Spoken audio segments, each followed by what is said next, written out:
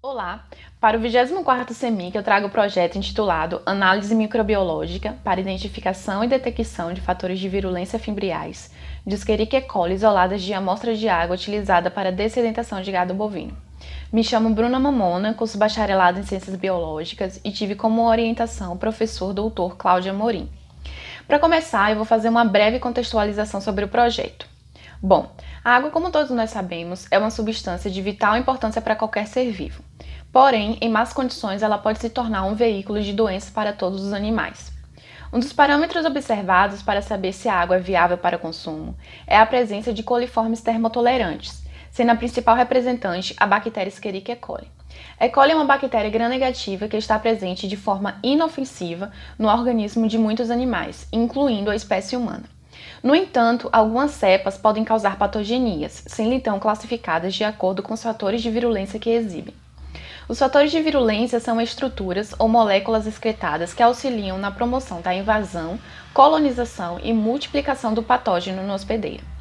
Uma dessas cepas patogênicas é a Escherichia coli enterotoxigênica, ETEC, comumente isolada de bezerros com diarreia em seus primeiros dias de vida. Essa condição é uma doença chamada colibacilose que leva desde vários graus de desidratação até a morte.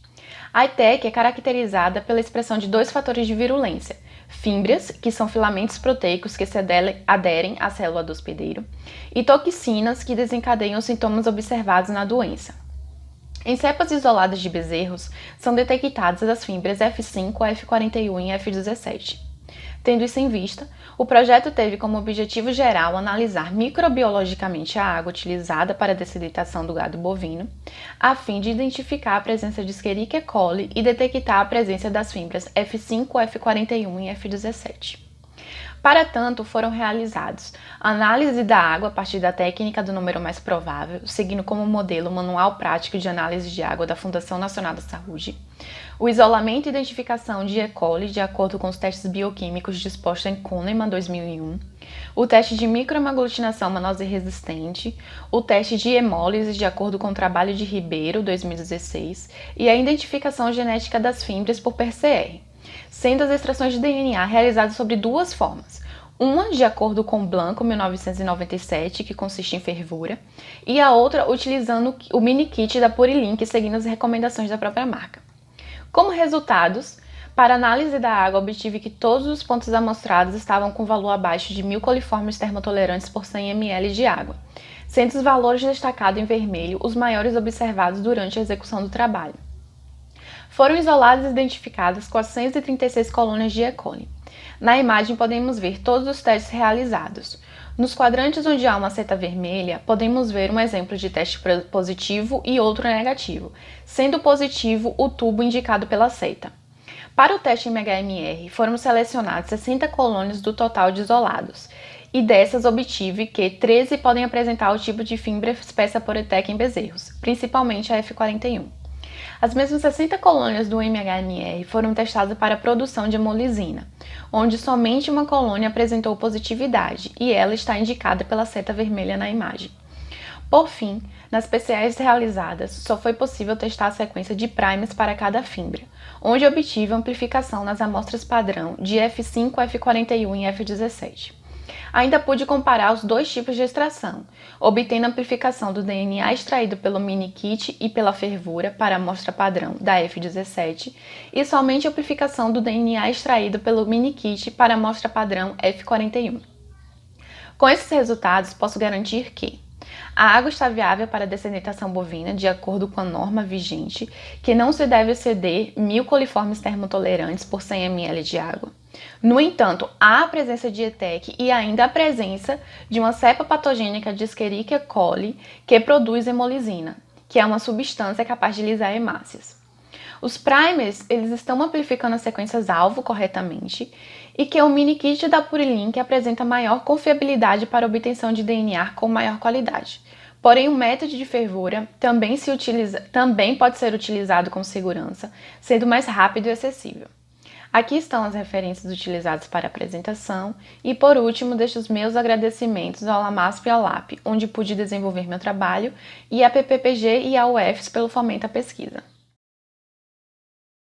Meu nome é Cássia Gabriel Simas, sou graduanda em Ciências Biológicas na UFES, sou bolsista do Programa de Iniciação Científica, cujo tema foi Atividade Anti-Inflamatória e Mecanismo de Ação do Extrato das Folhas de Lípia anifolha, orientada pela doutora Marilene Lopes da Rocha. Lípia anifolha é uma espécie rara e endêmica do interior do estado da Bahia, é conhecida popularmente como alecrim do mato e suas folhas são muito utilizadas na medicina popular. Mas existe uma escassez de literatura e estudos científicos sobre essa planta. O objetivo geral foi investigar a atividade anti-inflamatória das folhas de Lípia anifolha para proporcionar conhecimentos que auxiliem na busca por moléculas biologicamente ativas. O extrato foi cedido pela professora doutora Angélica e produzido no Laboratório de Química de Produtos Naturais LAPROM e obtido por maceração com metanol. Animais de experimentação. Todos os experimentos foram previamente aprovados pelo Comitê de Ética em Uso Animal e foram realizados 3 testes: o de nocicepção induzida pelo glutamato, nocicepção induzida pelo cinnamaldeído e o teste da placa quente, avaliação do mecanismo de ação com a naloxona. De acordo com a figura 1, no modelo de nocicepção, onde a substância algésica foi o glutamato, o extrato metanólico bruto das folhas de Lípia anifolha reduziu o tempo em que os camundongos lamberam a pata, em comparação com os pertencentes ao grupo do controle negativo. Essa ação antinociceptiva do extrato pode ser devido à sua atuação sobre os receptores NMDA e não NMDA, mas, para confirmar, é preciso fazer experimentos usando um antagonista dos receptores glutamatérgicos. A figura 2 mostra os resultados da nocicepção induzida pelo cinnamaldeído. O grupo tratado com o extrato das folhas, assim como o que recebeu a indometacina, reduziu o tempo de lamber a pata, quando comparado aos animais do grupo controle negativo. Considerando que o extrato inibiu o comportamento de lamber a pata dos animais que receberam cinnamaldeído como um estímulo analgésico, o qual ativa os canais iônicos, existe a possibilidade do extrato estar atuando nessa via. Porém, assim como no teste da nocicepção induzida pelo glutamato, não se pode afirmar qual é o mecanismo do extrato, mas sim que a atividade anti-inflamatória e analgésica está relacionada com a ação periférica. No teste da placa quente, verificou-se que o extrato das folhas de Lípia anifolha aumentou o tempo de permanência dos animais na placa quente nos 3 tempos de observação, quando comparados aos resultados apresentados pelos animais do grupo controle. Já o grupo dos animais tratados com a morfina apresentou comportamento similar ao extrato da Lípia. Porém, a administração da naloxona, droga antagonista dos receptores opioides, não foi capaz de reverter o tempo de permanência dos animais que receberam o extrato, diferentemente daqueles que foram administrados com a morfina mais a naloxona. Os resultados demonstraram que a naloxona não interfere na ação antinociceptiva promovida pelo extrato, reforçando os resultados encontrados nos 2 testes anteriores, que apontam um envolvimento periférico na atividade antinociceptiva. Conclusão: o extrato metanólico das folhas de Lípia anifolha apresenta uma atividade anti-inflamatória. A ação é no sistema nervoso periférico.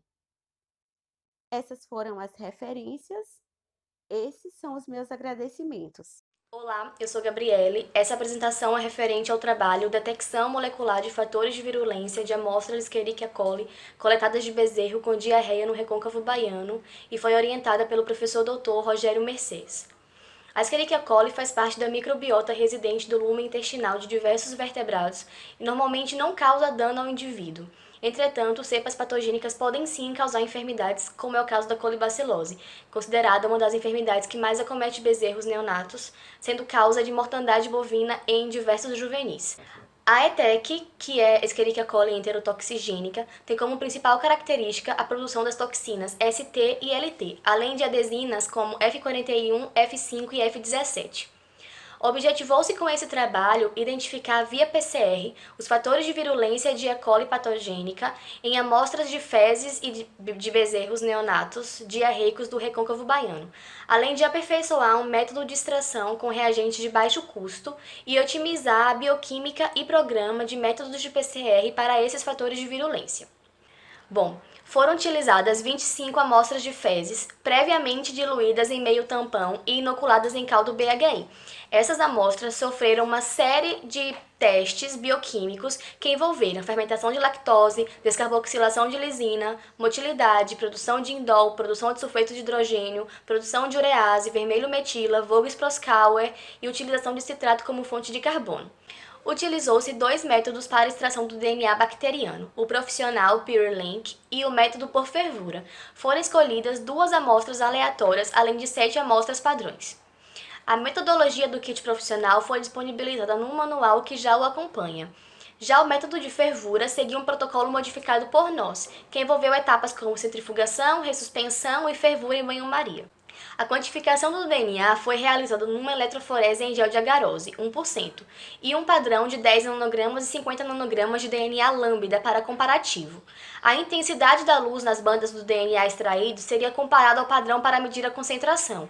Além disso, essa eletroforese também foi realizada para vermos a integridade do DNA após a extração.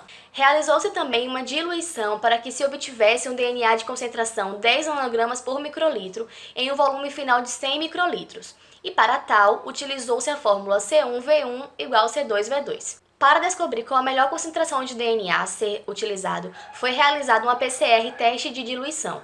Dessa forma, de cada amostra foi pipetado 1 microlitro, 3 microlitros e 5 microlitros de DNA diluído a 10 nanogramas por microlitro, onde a concentração final de cada tubo teria que ser, respectivamente, 10 nanogramas por microlitro, 30 nanogramas por microlitro e 50 nanogramas por microlitro. Para confirmar a origem bacteriana do DNA extraído, foi testado um par de primer universal que amplificam fragmentos do gene RNA 16S bacteriano.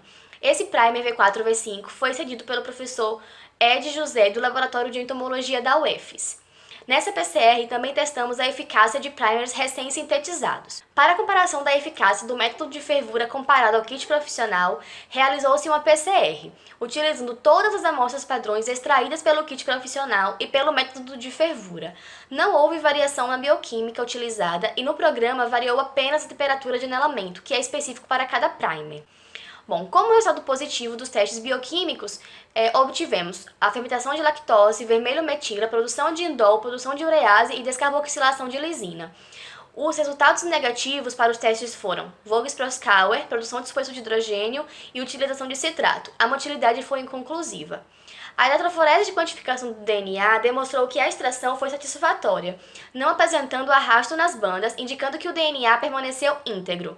O teste de diluição demonstrou que qualquer concentração do DNA é satisfatória para os primers utilizados. Portanto, por questões econômicas, utilizamos a partir dos resultados do teste de diluição apenas 1 microlitro de DNA a 10 nanogramas por microlitro. Como resultado da PCR feita para testar a extração de DNA pelo kit profissional, bem como a amplificação dos primers, podemos observar que as amostras se tratavam sim de bactérias, pois o primer V4-V5 amplificou bem sem arrasto. Além disso, é possível observar que os novos primers recém-sintetizados apresentaram a amplificação esperada para os padrões bacterianos utilizados. Essa PCR demonstrou também que dos primers da toxina STA que tínhamos, apenas o primer STA1 funciona. Não conseguimos amplificar o gene da toxina LT, mostrando que talvez o primer não esteja bem desenhado. Com relação à fibra F5, podemos observar bandas satisfatórias, indicando que o primer foi bem desenhado. A eficácia da extração do DNA pelo kit profissional ficou bastante clara. Além disso, a bioquímica e o programa do termociclador utilizado amplificaram muito bem, tanto a toxina ST quanto a fibra F5, demonstrando que a otimização da PCR foi um sucesso. Houve sucesso também na metodologia de extração do DNA com reagentes de baixo custo, como a fervura, sendo muito rápido de ser feito e tendo eficácia comprovada. Na PCR comparativa entre os 2 métodos de extração, com todas as amostras padrões e com todos os primers, podemos observar que as bandas da toxina LT apresentaram um arrasto e não foram satisfatórias. Por outro lado, a FIM-BF17 e a toxina ECTA1 amplificaram com os dois métodos, demonstrando que a extração por fervura pode sim ser utilizada como método eficaz, com protocolo otimizado demonstrado na metodologia desse trabalho. É possível concluir, após análise dos resultados, que é necessário mais tempo de pesquisa e trabalho para que se consiga a genotipagem de 100% das amostras isoladas.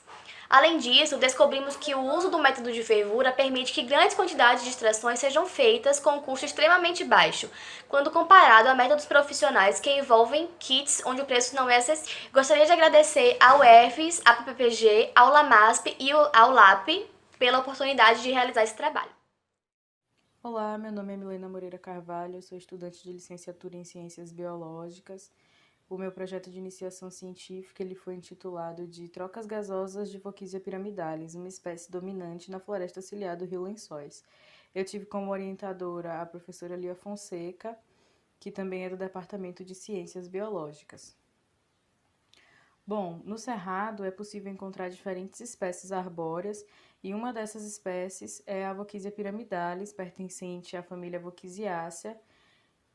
A Voquisia piramidalis ela é uma espécie dominante da mata ciliar na Chapada Diamantina. Ela também é muito conhecida como cedro d'água, por ser encontrada na maioria das vezes na beira dos rios. O nosso estudo ele foi focado nas trocas gasosas. A fotossíntese, ela sendo o elemento focal de ganho de carbono das plantas, a partir desse estudo, a gente tem como obter um maior aprendizado sobre o funcionamento dessa espécie. Bom, inicialmente o projeto ele tinha como intuito avaliar as trocas gasosas dos períodos de chuva e de seca, mas isso não foi possível por conta do Covid-19. Essas trocas gasosas elas foram analisadas a partir das taxas de fotossíntese, transpiração, condutância estomática, concentração de CO2. E essas taxas, esses dados, eles foram obtidos através de um analisador de gases infravermelho, denominado IRGA. Nós fizemos medidas em 2 folhas adultas que se encontrassem totalmente expostas ao sol, e essas medidas elas foram realizadas entre 7 e 16 horas. A gente fez alguns ensaios antes para analisar qual o melhor horário e a intensidade da luz que deveria ser usado para tirar essas medidas, e calculamos também a eficiência do uso da água a partir dos dados obtidos, dividindo a taxa de fotossíntese pela taxa de transpiração. Após esses dados obtidos e organizados, foram feitas algumas análises de variância usando o software XVAR. Bom, de modo geral, os 4 indivíduos eles tiveram parâmetros semelhantes. Como eu disse anteriormente, o intuito era obter dados do período de seca e de chuva, mas nós só conseguimos os dados do período chuvoso no mês de janeiro, onde a intensidade pluviométrica é relativamente alta, e isso permite que os estômatos eles fiquem abertos por mais tempo. Nós avaliamos que os parâmetros não diferiram muito nas medidas realizadas entre 7 e 10 horas, como vocês podem ver nos gráficos. E, exceto pelo indivíduo 3, que obteve as maiores taxas, por conta de ser o indivíduo mais jovem entre os 4 avaliados, todos os indivíduos obteram parâmetros semelhantes. Com a pesquisa, nós concluímos que as medidas de trocas gasosas realizadas ao longo do dia demonstraram que a espécie apresenta maiores valores no período de 7 a 9 horas da manhã. E isso se dá por conta que é nesse horário onde os estômatos eles encontram-se totalmente abertos. E ao longo do dia, esses estômatos fecham e, consequentemente, essas taxas elas diminuem. Esses resultados obtidos eles são importantes. Contudo, é necessário estudos complementares, né, feitos durante o período seco, para que possa ser feita essa comparação entre o período chuvoso e o período seco, para ser feitas análises de como a espécie se comporta conforme as variações do clima. Aqui tem algumas referências que foram usadas no pesquisa. E os agradecimentos finais, eu agradeço muito a professora Lia, esteve me auxiliando e me dando total apoio durante toda a pesquisa. A Vânia, que trabalhava no laboratório junto com a gente e me ajudou muito, principalmente no aprendizado de como usar o aparelho, né? E a Carla, Denison e Rebeca, que, assim como eu, são estudantes de licenciatura também e foram meus companheiros durante as viagens de campo.